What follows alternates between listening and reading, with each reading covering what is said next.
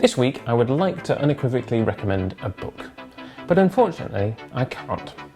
In this episode, Luke overthinks the Target novelisation of Rose.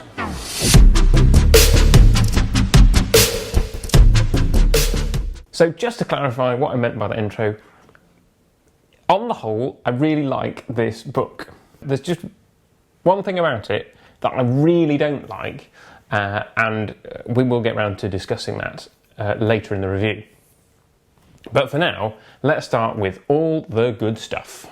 Unlike Jenny Colgan's adaptation of The Christmas Invasion, and you can catch a review of that if you click up there in the top corner, this is much more of a fleshed out version of what we saw on TV. I've seen others speculate that this is possibly to do with the fact that Colgan was adapting one of RTD's scripts and didn't feel that she could go as off-piste as she might have. And whilst there was plenty of extra stuff in that book, it didn't, as far as I can remember, contradict anything that happened in the TV version. Whilst this doesn't stray too far from what we saw on screen, it does notably change a few things, and it does expand more than we saw from The Christmas Invasion, which, if I recall, was somewhere in the region of about 150, 160 pages.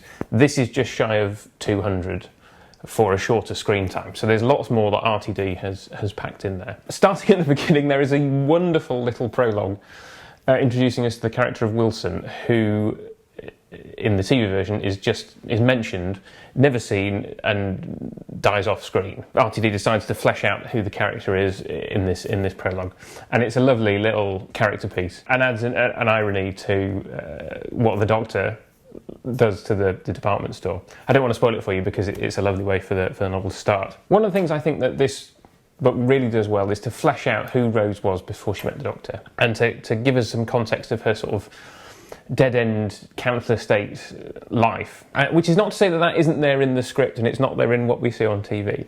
But I think because of who was playing Rose, British viewers certainly would have come to watching it with a certain preconception. And I think Billie Piper plays the character brilliantly, but still at the back of my mind, and I guess every other British viewer that's watching it, is, well, it's Billie Piper, she's a successful pop star. In reading it on the page, it's more stark, because although I think probably in reading it I'm still thinking Billie Piper when I'm thinking about Rose, the novel is kind of freed from the constraints of her being right there in your face. And so I think I was able to kind of feel more for her plight, to believe in it. Whereas on screen there's always that element of going, yes, I know you're playing a council house teenager who has no prospects, but you're Billie Piper. I'd be interested for non-British viewers, or well, anybody who didn't know who Billie Piper was before they watched Doctor Who, to see if their experience of that is different. I was surprised at how fan-servicey this novel is. Fans of classic Who, and I very much include myself in this, can be rather critical of the approach that the showrunners have taken to modern Doctor Who, which often leads us to forget that, regardless of what we think of what they have done with it now, Russell T Davies, Stephen Moffat and Chris Chibnall are all fans from the classic era, even if it doesn't always seem like that with what they put on screen. And so the way that Russell T Davies ties a lot of stuff together and references the past and his own televisual future is really interesting. And one of the ways he does that is with Clive. We get a much more extended sequence. Rose on TV had to introduce Doctor Who to a whole brand new audience and to refer to the past as little as it could. And this book almost has the freedom to throw all that off and go, well, I want to be as Spanish as I can. So the Clive sequence not only gives us glimpses of the Ninth Doctor, but all the other Doctors and some potential future Doctors that the RTD has thrown in there. And it also gives us some more backstory as to why Clive is the way he is, why he is into finding out who the Doctor is. And I don't want to give this away for people who haven't read it, but the identity of Clive's father is a lovely piece of tying into classic Who.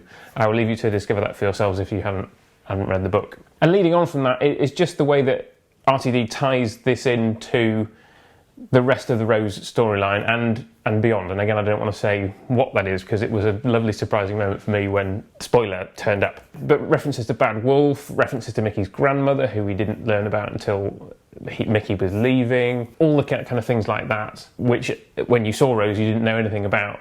But he can, again, put those things in now that we know where Rose's story ultimately went. There's also a lovely extended sequence between the Doctor and Rose landing opposite London Eye and finally getting into the Nestine base, with a great idea from RTD of another place that you could hide Autons in plain sight. Again, don't want to spoil that for people who haven't read the book, but that's a lovely thing. And within that, there is a lovely nod to Terror of the Autons, if you're spotting that. And I don't think any of this detracts from what a new reader will find. And I don't know, I'd like to think, because I came to Doctor Who through reading Target novelisations, that maybe some... Well, actually, given what I'm going to say later, I wouldn't want people to start with this book. But if that bit was removed, then this would be a great starter. Anyway, I'm getting ahead of myself. And then there is a really interesting explanation of why the Nestine, as it appears in Rose, is different from the Nestine that we experienced in Classic Who. And that's all to do with the Time War, which, again, RTD fleshes out a little bit of that. And it just works. It's a really nice little thing that ties up a loose end, which might have annoyed Classic fans at the time. Before we move on to what I think is the really bad thing about this book, I will just say that although it's nice to have Mickey fleshed out a bit more, finding out that he's in a band, meeting the characters in that band, and that works, I suppose, in the context of this being a standalone novel, fine. But given what we know about Mickey's bigger arc, it just didn't really work for me, because it's like RTD has given him a good life. And yeah, Rose is part of it, but Rose feels very much on the edge of it, and therefore less important to his life. So him then kind of hankering after her seems a lot less plausible in the context of the life that RTD has given him in this book, if that makes sense. So again, I think if you were coming to this novel for the first time and didn't know any of the rest of the story, that wouldn't seem as odd, but I think from my point of view, it just seems a bit shoehorned in, just to expand his story for the sake of it expanding it without thinking about the knock-on effect that might have on other things. And also the way that Rose lies to... I don't want to go into specifics, but the way that Rose lies to Mickey in the story changes the nature of their relationship, I feel, in a way that she was a lot more honest with him in the TV version. Also, an addition which I forgot to put in my notes, the explanation for why Auton Mickey is a rubbish Auton is brilliant. And a lovely... Again, it felt like RTD going, this was a misstep in the TV version, and I'm going to come up with a plausible story reason as to why. So I quite like that. So on to the reason why I can't unequivocally recommend this book, and that is the real nastiness of the battle, where the Autons come to life and start rampaging and killing people. And it's just not suitable for a Doctor Who story. It feels more like if this were a Torchwood Auton story, then you'd have a battle that was described in the way that Russell Davies describes it in the book. People are stabbed and drilled and chopped into bits by Autons. And I really didn't like reading that, and had a flick through again in preparing for this review, and was just like, this has absolutely no place in Doctor Who at all. Now I'm sure fans have debated this over the years as to what is and isn't appropriate in Doctor Who, and we'll all have our different opinions on what is an appropriate level of violence and stuff, and what is appropriate to show to children. Doctor Who primarily being a family show, and one that is supposed to be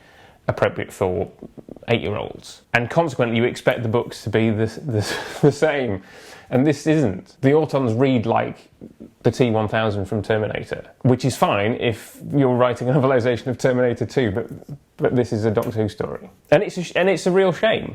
It really is a shame, because without that, with a more appropriate, I feel, novelisation of the script. I mean, if you think about it, in Rose itself, you don't see anybody die. All the deaths are implied. There is no blood. The only corpses that you see are in wide shot after the whole thing is over. It is very tame and appropriate for its audience. And this just goes to town in a really brutal fashion. I think what I find particularly disturbing about that sequence in the novel is not only the brutality of it, but the delight that RTD seems to take in creating characters whose sole function in the novel is to be brutally murdered. And that made me feel really queasy.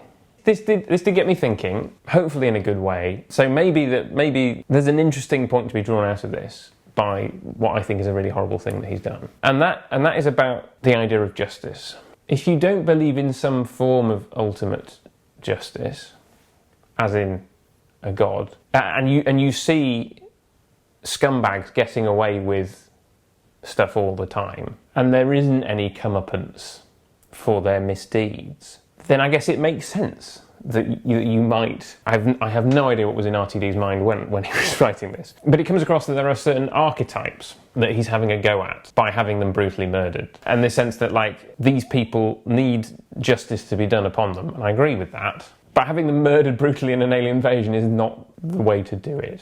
I would welcome any and all comments about any of the stuff that I've said in this review. If you've read it, do you agree? Do you disagree? If you haven't read it, are you now going to go away and read it, or have I put you off? Please feel free to join in the comments. Disagreements, as ever, I welcome. Tell me why you think I'm wrong. If you think I'm wrong, if you agree, then let me know that too. Please do check out my other videos, subscribe to the channel if you're not already subscribed. There'll be a playlist around here somewhere for you to click on, and you can also head over to my Patreon if you feel like supporting me in that way. One of the benefits of that, if you support me for $3 a month, is that you get to see new videos a week earlier than everybody else. So do think about doing that.